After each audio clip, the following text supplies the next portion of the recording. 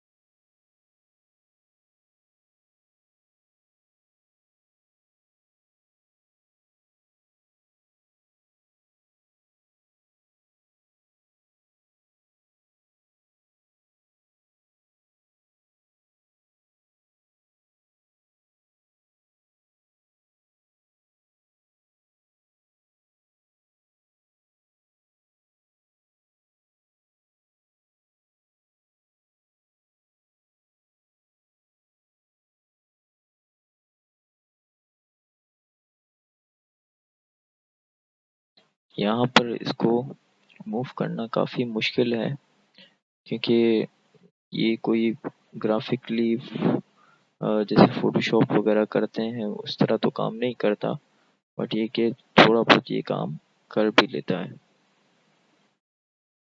इसमें आपको edges set करने पड़ते हैं। अब वो एजेस उसके मुताबिक हो ना हो तो ये काफ़ी कॉम्प्लिकेटेड भी होता है।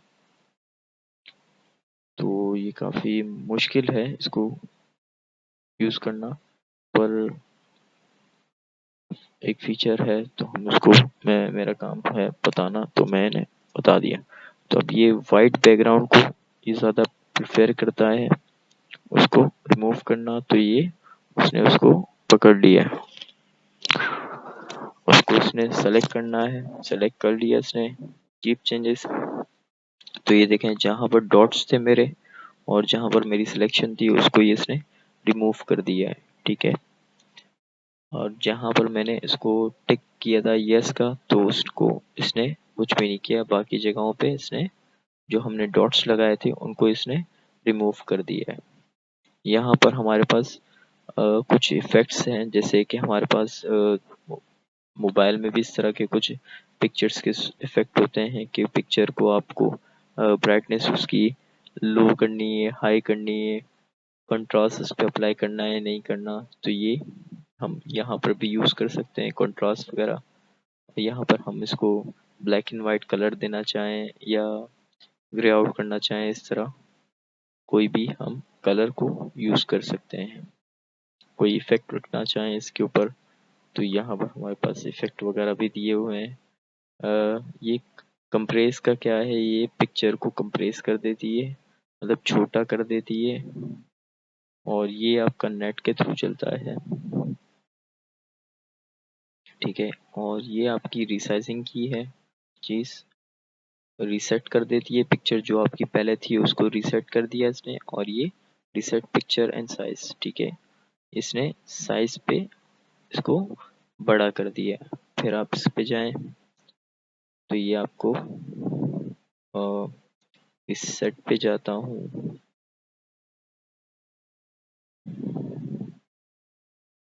ये एक्चुअल साइज की पिक्चर थी, उसी को ये लेकर आया है, क्योंकि मैंने इसको पहले इसके साइज को कम किया था, क्योंकि साइज जो एक्चुअल थी उसकी बड़ी थी पिक्चर की, मैंने इसको रिसाइज किया था। तो ये उस पे ही ले आएगा जो रिसेंट जो आपने शुरू में रखी होती है। अच्छा, आप इसमें कोई फ्रेम्स वगैरह ऐड करना चाहें, जिस तरह बॉर्डर आपने पढ़ा था, तो ये उससे एडवांस थोड़ी एक चीज़ है फ्रेम्स, ठीक है। इसमें आपके पास डिफरेंट डिफरेंट दिए हुए हैं, फ्रेम्स दिए हुई हैं। किसी में आपको यहाँ पर शेडो भी दिया हुआ है, और किसी में आपको ब्लैक, और किसी में आपको यहाँ पर बिल्कुल इस तरह भी दी हुई है कि फ्रेम्स है ही नहीं।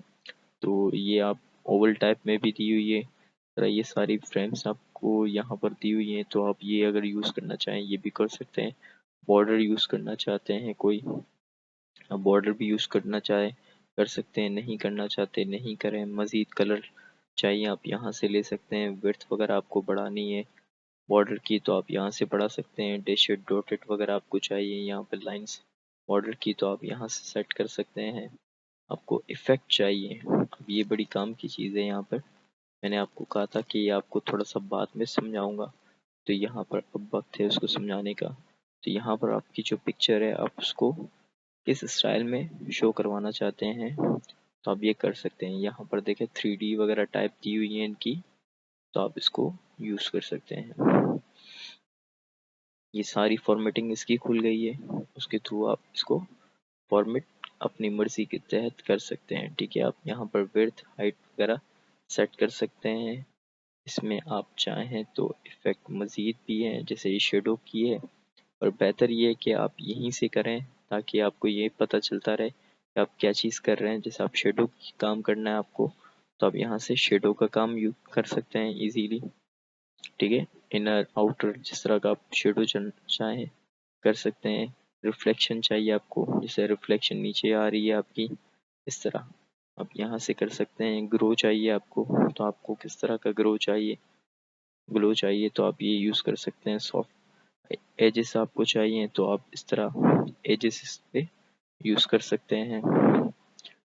अब कोई भी इस तरह बटन वगैरह का टाइप आपको यूज़ करना है तो आप ये भी यूज़ कर सकते हैं। 3D चाहिए आपको तो यहाँ पर आपके पास 3D कुछ पैरेलल में दिए हुए हैं। यहाँ पर पैरेलल को मैं ज़्यादा प्रेफर करता हूँ, यहाँ पर काफ़ी यूज़ होते हैं पैरेलली। तो यहाँ पर आप जो चाहें यहाँ पर यूज़ कर सकते हैं वैसे। ठीक है, तो ये पिक्चर की रिसाइजिंग का था। यहाँ पर लेआउट्स में इसको कन्वर्ट करना चाहें तो आप ये लेआउट्स भी यूज़ कर सकते हैं इसके। ठीक है, इसके खुद के बाय डिफ़ॉल्ट हैं। और यहाँ पर पोजीशंस वगैरह इसको पिक्चर की आप रखना चाहें तो ये तो आपके पास, अगर पैराग्राफ के साथ आप यूज़ करना चाहते हैं तो इसके लिए ये ज़्यादातर यूज़ की जाती है पोजीशन। और यहाँ पर रैप टेक्स्ट जो है आपका, आप इसको यूज़ कर सकते हैं। ये भी आपके ज़्यादातर टेक्स्ट के साथ यूज़ करना चाहें तो ये उसके साथ यूज़ कर सकते हैं। ब्रिंग फॉरवर्ड सेंड बैकवर्ड, ये आपके पास क्या चीज़ है, ये अगर आपके पास दो पिक्चर्स होती हैं तो ये आप उसमें यूज़ कर सकते हैं।